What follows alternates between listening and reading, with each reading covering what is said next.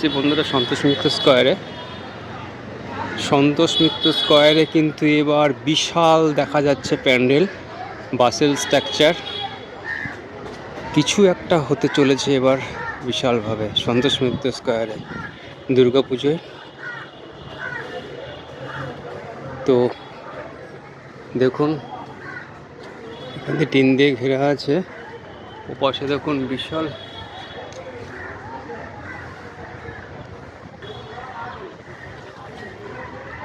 বাঁশের কাঠামো।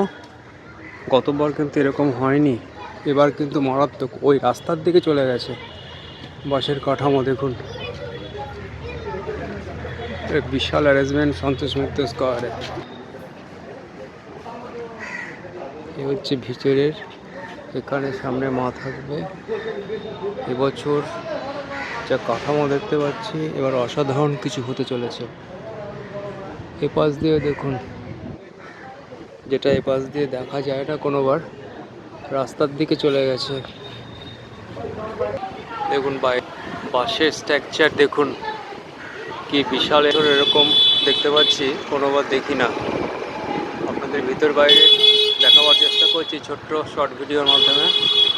দেখুন, আর এই পাশ দিয়ে একদম প্যান্ডেলের পিছন দিকটা দেখুন, সব দিক দেখাচ্ছি। এবার বিশাল বাসের স্ট্রাকচার দেখতে পাচ্ছি, কাঠামো গতবার এত ছিল না।